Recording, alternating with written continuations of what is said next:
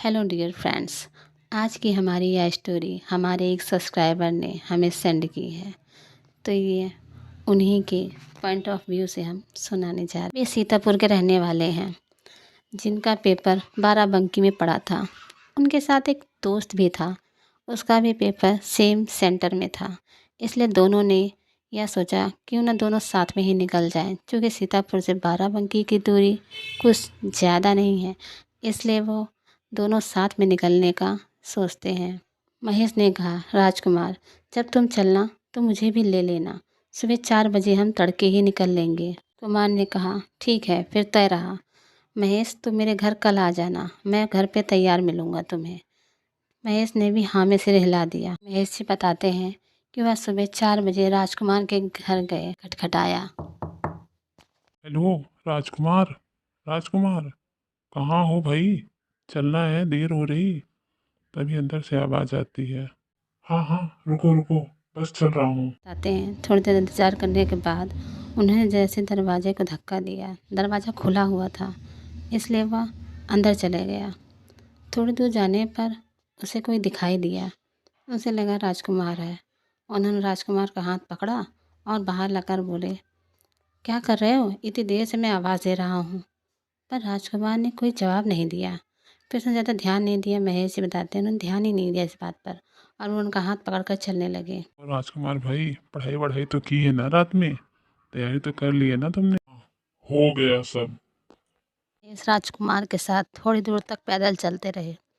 फिर महेश ने कहा, चलो अब दोस्त, बाइक पे बैठ जाओ और जल्द से जल्द हम वहाँ पहुँचते। महेश जी बताते हैं उन्हें बाइक चलाते हुए 2 घंटे बीत चुके थे। अब करीब 6 बज रहे थे। बाराबंकी वो पहुंचने वाले थे। फिर महेश ने राजकुमार से कहा, यार तुम काफ़ी देर से चुप बैठी हो, कुछ बोल भी नहीं रहे हो। तो यह बात खटक रही थी या कि 2 घंटे से राजकुमार ने बात तक नहीं की। उसने रास्ते में ही बाइक रोक दी और बताते हैं कि उन्होंने बाइक पर जो देखा उसके बाद वो बहुत डर गए। उन्होंने देख बाइक पर तो कोई था ही नहीं। बताते हैं उन्होंने रास्ते में कहीं पर भी बाइक नहीं रोकी कि वो राजकुमार कहीं भी उतर सके। तो भला ऐसे कैसे हो सकता है कि राजकुमार बाइक पे नहीं बैठा पर उन्होंने उसे बिठाला था। महेश ने सोचा क्यों ना एक बार कॉल कर लो, जहाँ भी होगा पता चल ही जाएगा। महेश ने कॉल किया और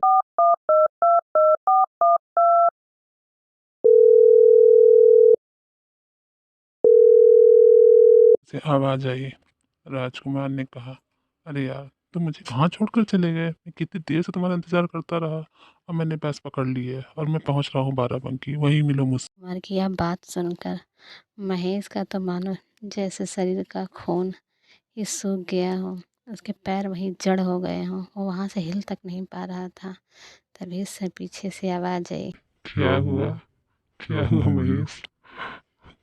नहीं जाना बाराबंकी? चलो। ने कहा, मुझे जाने दो मुझे।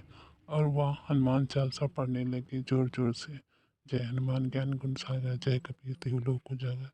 थोड़ी देर बाद वह वहाँ से अदृश्य शक्ति गायब हो गई। महेश को तब जान में। यह कहानी विनीत जी की है जो कि दिल्ली में रहते हैं। ये बताते हैं उनकी एक दुकान है। दुकान तक जाने के लिए उन्हें बस से रोज़ अप डाउन करना पड़ता है। मॉर्निंग में वे 9 बजे निकलते हैं और रात को 10 बजे अपनी दुकान को बंद कर कर तो वापस घर को आते हैं। जी बताते हैं एक दिन दुकान बंद करने में काफ़ी टाइम हो गया क्योंकि उस दिन कस्टमर थोड़े ज़्यादा थे, इसलिए 10 की जगह 10:30 हो गई और दुकान को क्लोज़ करते करते 11 के आसपास हो गया। वे बस स्टैंड पे जाकर खड़े हो गए। ऐसे तो दुकान पर उन्होंने एक नौकर भी रखा था, पर उस दिन उसकी छुट्टी थी, इसलिए उनके पास जाने का कोई और ऑप्शन भी नहीं था। ज़्यादा देर होने पर अक्सर वो उस नौकर के साथ उसकी बाइक पर बैठकर चले जाते थे, पर आज ऐसा कुछ भी नहीं हो सकता था। इसलिए वो बस स्टैंड पर खड़े होकर काफ़ी देर तक बस का इंतज़ार करते रहे। थोड़ी देर बाद बस आई और वह उस बस में बैठकर सवार हो गए। उन्होंने सोचा चलो अच्छा हुआ एक बस तो मिल गई, कम से कम जल्द से जल्द घर पहुंच जाएंगे। बस में काफ़ी यात्री थे, उन्हें भी एक सीट मिल गई और वो वहाँ पर बैठ गए। तो उन्होंने ले चुका था अब वे आराम से बैठकर सोने लग गए और उनकी आँख लग गई। थोड़ी देर बाद शोर सा होने लगा और उनकी आँख झटके से खुल गई। वे जग गए। उन्होंने देखा कि आदमी कुछ अलग भाषा में बड़बड़ा रहा है। भाषा कुछ ऐसी थी।